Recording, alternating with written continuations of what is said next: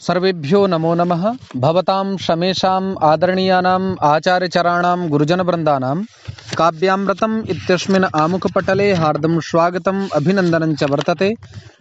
आप सभी संस्कृतनिष्ठ सुधी श्रोताओं का काव्यामृतम इस आमुखपटल पर हार्दिक स्वागत एवं अभिनंदन है।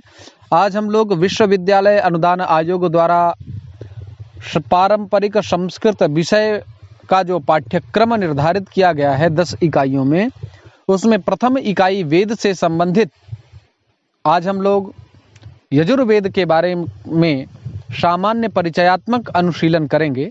मित्रों, ज़्यादा चर्चा का विस्तार न करते हुए साक्षात विषय का उपस्थापन हम लोग करते हैं।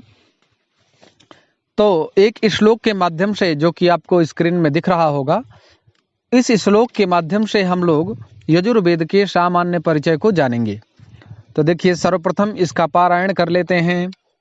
कद्वयं सततैमयी च यजुषो ब्राह्मणं स्मृतं बृहदात्तैतरीयं च मैत्रायणि ततः परम् एतदारण्यकं विद्धि चोपनिषदि सामता बृहत्कठं च तैमयी च श्वेते तोऽपि ततः स्मरेत मा का तैमयी च का च शाखैताः हि प्रकीर्तिताः एतद्धि यजुषं विद्धि ब्राह्मणोपनिषद्युतम् आबौ भासद्धि वै चैव मैत्री कात्याकठं तथा श्रौतमेतेन साकं च गृह्यं हि वाधूलकम् आहा वैखं हि बौधर्म कृष्णो वसिष्ठ संख्यकं कात्या बौधापमैत्रायं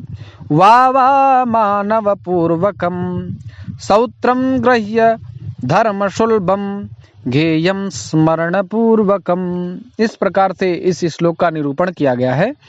तो सर्वप्रथम ब्राह्मण, प्रथम पंक्ति में ब्राह्मणों का निर्देश करते हैं।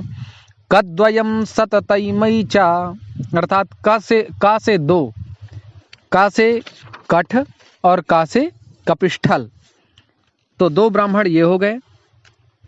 शत अर्थात शतपथ, और तई अर्थात तैत्तरीय, मई अर्थात मैत्रायणी। तो का से दो शतपथ ब्राह्मण, तैत्तरीय ब्राह्मण और मैत्रायणी ब्राह्मण, ये 5 ब्राह्मण यजुर्वेद के बताए गए हैं। बृहदात् तैत्तरीयं च मैत्रायणी ततः परम।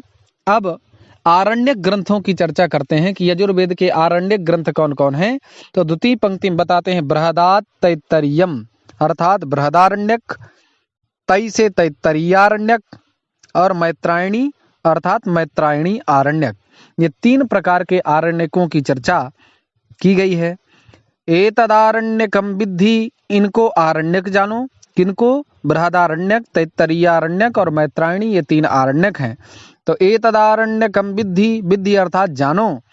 चोपनिषद दिशा मता अर्थात च उपनिषद ईशा मता, अर्थात अब उपनिषदों के बारे में चर्चा करते हैं इस श्लोक में।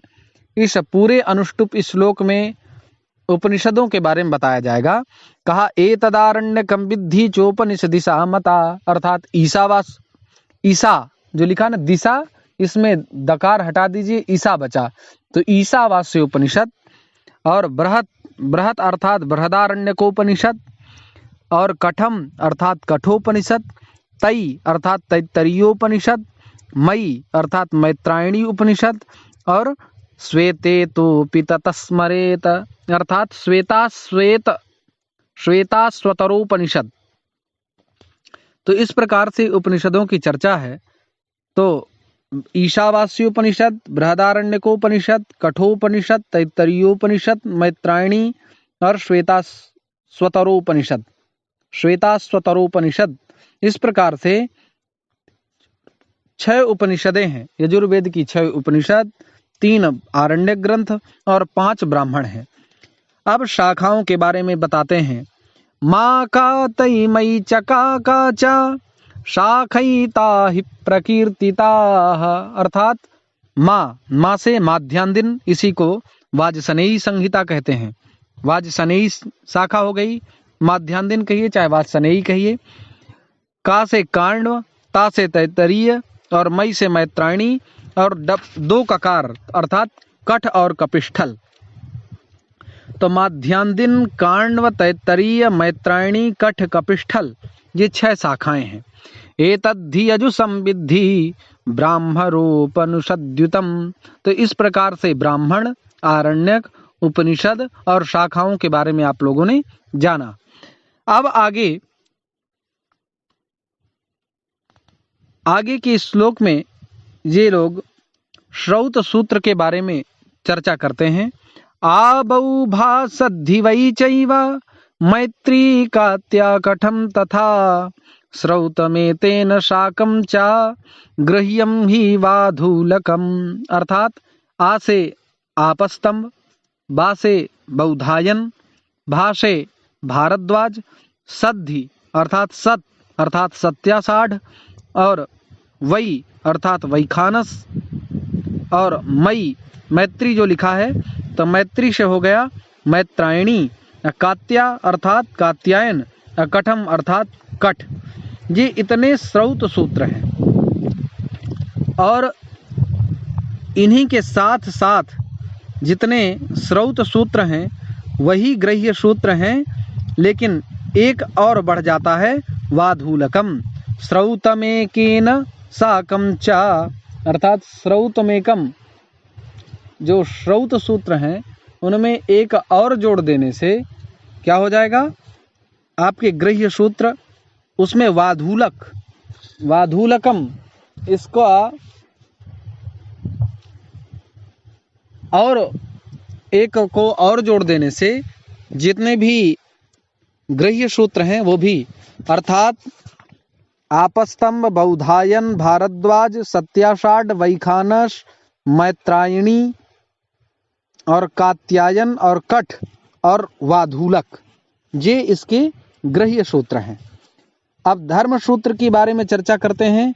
तो आहा वैखम हि बौधर्म विष्णु वशिष्ठ संखकम कात्या बौधाप मैत्रायम वा मानव पूर्वकम।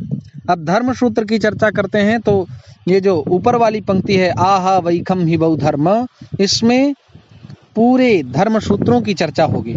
तो आ से आपस्तंभ, हा से हारीत, वैखम अर्थात वैखानस, ही से हिरण्यकेशी, बौ से बौधायन, विष्णु से विष्णु समझ लीजिए, वशिष्ठ से वशिष्ठ, असंख्यकम से संख। तो ये सारे धर्म सूत्र हैं। और अब सुलभ सूत्रों के बारे में चर्चा करते हैं। तो कात्या बौधाप मैत्रायम वा मानव पूर्वकम अर्थात कात्या से कात्यायन, बौधा से बौधायन और आप लिखा हुआ है बौधाप, तो आप से आपस्तंभ, मैत्र से मैत्रायणी, वा से वाराह और वा से वाधूल और मानव पूर्वकम जो लिखा है तो मानव। तो अर्थात कात्यायन, बौधायन, आपस्तंभ, मैत्रायणी, वाराह, वाधूल और मानव ये सुलभ सूत्र हैं। श्रौत्रम गृह्यम धर्म सुलभम ज्ञेयम स्मरण पूर्वकम। तो इस प्रकार से श्रौत सूत्र, गृह्य सूत्र, धर्म सूत्र, सुलभ सूत्र, इनके बारे में आप लोगों को जानना चाहिए।